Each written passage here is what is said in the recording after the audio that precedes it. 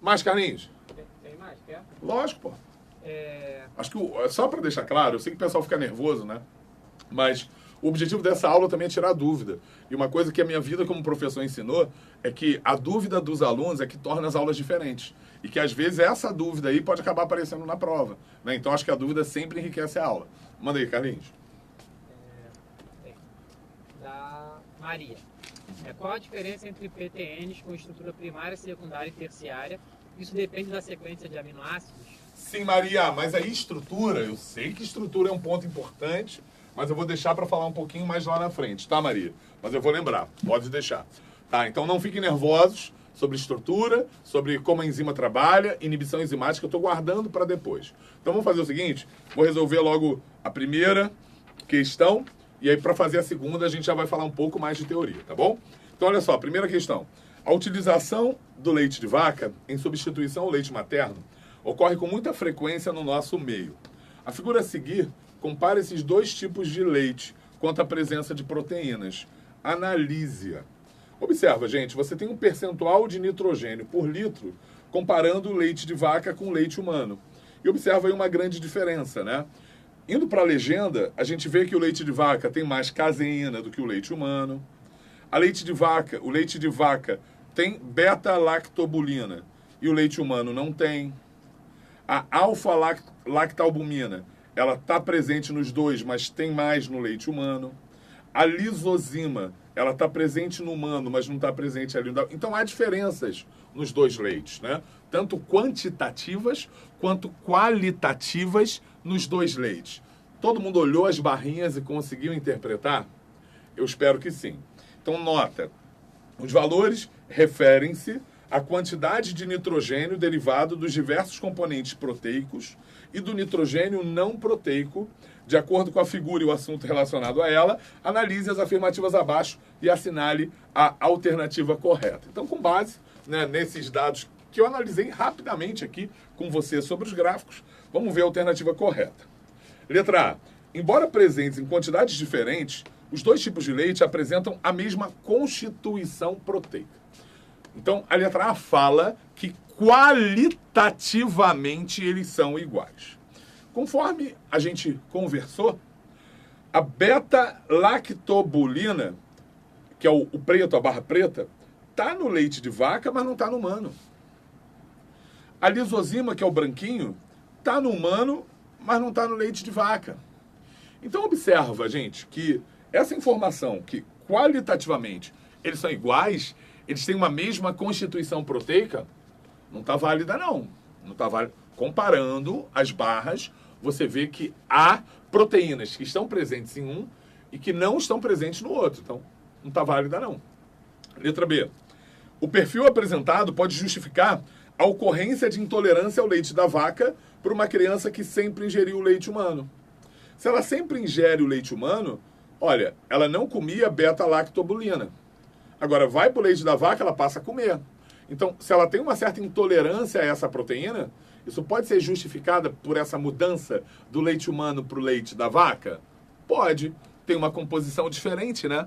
Se tem uma composição diferente, isso pode gerar algum tipo de reação, algum tipo de alergia? Pode.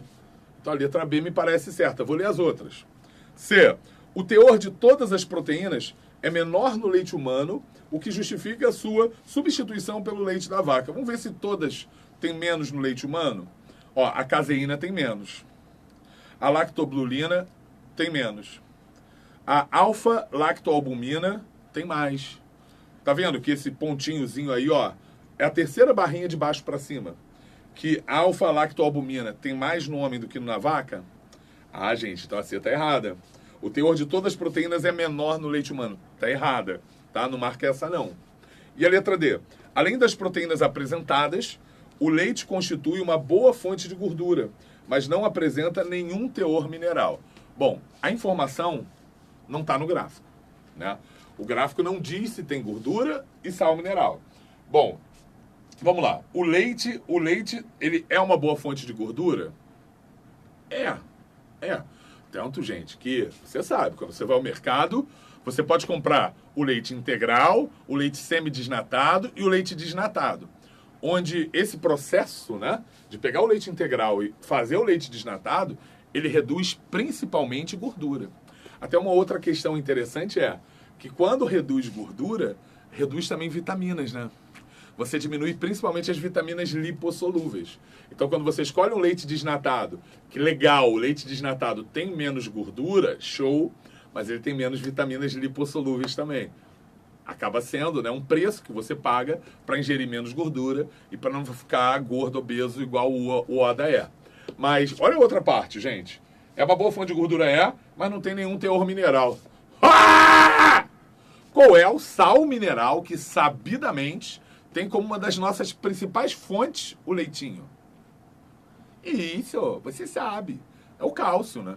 Você sabe que as nossas fontes de cálcio, né, são principalmente leite e seus derivados. Pode ser carne também, alguns vegetais também têm bastante cálcio, mas leite e derivado tem muito cálcio, né, gente? Então falar que o leite não tem nenhum mineral, forçação. Então pode marcar, ó, letra B de biologia, muito fácil, que é a letra certa dessa questão. Beleza? Fala aí, Carlinhos. Carlinhos tá se virando os 30 aí, né, Carlinhos? Da Kathleen. A albumina colabora com a viscosidade do sangue. Caso aumentarmos a concentração da albumina, irá aumentar a viscosidade do sangue? Show, Kathleen! Sim. Verdade, Kathleen. O que você falou tá certo. E para mostrar que você tá certa, vamos resolver a questão 2. O excesso de radiação solar também pode provocar queimaduras na pele. Esse tipo de lesão acarreta a perda de água dos tecidos, que por sua vez retiram água do sangue. Para prevenir a perda excessiva de água do sangue para os tecidos, o organismo conta com a ação das proteínas sanguíneas. Aí, Kathleen, proteínas sanguíneas. A proteína sanguínea mais abundante, Kathleen, é a albumina. Principalmente a albumina que age como, né? Você falou aí de viscosidade. Vamos entender aqui como é que a albumina age, porque isso aí é importante. A gente já vai até adiantar para uma outra questão discursiva que vai estar mais lá na frente. Deixa o Odinha fazer o esquema aqui.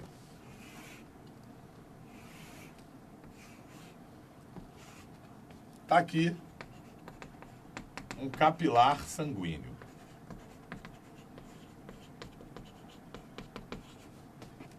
Vamos colocar que aqui a porção arterial do capilar e aqui a porção venosa do capilar que está chegando em um dado tecido, Kathleen. Como essa é a porção arterial do capilar, Kathleen, essa porção é a que está mais próxima do coração. E na medida em que o capilar ele se afasta do coração, né, a gente vai estar chegando na sua porção venosa. Então, opa, Lelê, o sentido do sangue é esse aqui. Beleza? Show. Concorda que esse sangue que passa pelo capilar sanguíneo, ele está passando numa alta pressão? E o capilar, né, que tem ali o diâmetro de um fio de cabelo, ele é um vaso bem fininho, permitindo um extravasamento, permitindo uma troca de substâncias? Sim. Então, o que acontece aqui, Kathleen? Na porção arterial, você encontra uma pressão de extravasamento que diminui ao longo do capilar.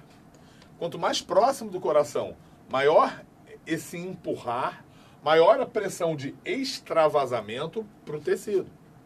Pressão de extravasamento, que é chamada de pressão hidrostática.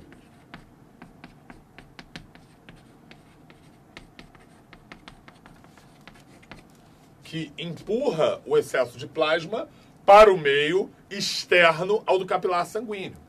Agora, Kathleen, o que extravasa aqui? Extravasa tudo que é pequeno, entendeu? Proteínas são muito grandes, não extravasam. Células não extravasam. Podem até arrumar um jeito de saírem desse capilar, em um movimento que é chamado de diapedese. Então ela pode até arrumar um jeito de sair, mas a célula não extravasa, a proteína não extravasa. Agora, moléculas pequenas, água, sais, monossacarídeos, extravasam para o meio intersticial desse tecido, acumulando plasma nesse tecido. Então isso aqui é um plasma extravasado. O plasma extravasado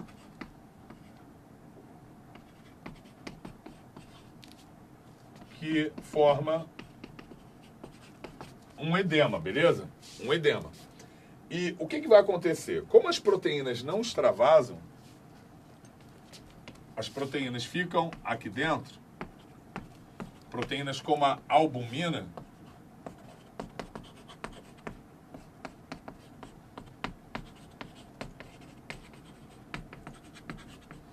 a água está saindo, mas a proteína está ficando. Opa, Lelê. Então a concentração de proteínas aumenta ao longo do capilar sanguíneo. Aqui é menor, aqui é maior. E quanto mais concentrado esse sangue ficar em relação ao tecido, mais concentrado, mais concentrado, mais concentrado, plim, maior a sua pressão osmótica. Então, a tal pressão osmótica, ela começa pequena e ela aumenta ao longo do capilar. Essa pressão, futuros médicos, meu medicina para os fortes, é a pressão que, em termos gerais, a gente chama de osmótica, até resolvendo aí esse problema, mas ela também pode ser chamada de pressão coloidosmótica ou oncótica. Então, a pressão osmótica, coloidosmótica ou oncótica, ela aumenta ao longo do capilar devido a essa diferença de concentração. Ela vai aumentando devido à diferença de concentração. Mas, mesmo assim, se a gente somar todas as setas amarelas que são hidrostáticas, a soma de todas as amarelas fica maior do que a soma de todas as azuis, que são as pressões osmóticas. Então, por mais que a proteína sanguínea, que é a albumina, né, deixe o sangue mais viscoso e puxe a água de volta para o sangue, sempre haverá uma tendência de parte desse plasma ficar acumulado nos tecidos, gerando um certo inchaço, que é o edema linfático. Agora, Dinha, por que eu não vou ficar inchado, até quem sabe, ó, explodir? Porque a gente tem um outro sistema que vai agir para drenar o excesso de plasma dos tecidos. E esse sistema que drena o excesso de plasma dos tecidos é o sistema linfático, são os vasos linfáticos, que são extremamente importantes nessa drenagem linfática. Então, a drenagem linfática, aliada à pressão osmótica sanguínea, evitam que o plasma extravasado fique nos tecidos, evitam que aquele órgão, aquele tecido, ele fique crescendo, inchado, cheio d'água, de forma contínua. Então, minha gente, olha aí a questão, ó. O organismo conta com a ação de proteínas sanguíneas, principalmente a albumina. Qual é o papel da albumina no sangue? A albumina não deixa de ser uma reserva de proteínas, uma reserva de aminoácidos, mas o papel da albumina é esse controle hídrico, né? É permitir que haja um aumento da pressão osmótica, um retorno da água para o sangue, evitando que o volume de sangue caia demais, o que acarretaria uma queda drástica na pressão arterial e, quem sabe, um choque de hipotensão. Hipotensão. Entendeu? Então, ó, albumina. A. Reduz a quantidade de íon na composição do sangue. Nhé. Albumina. B. Diminui a permeabilidade da membrana das células do vaso. Nhé.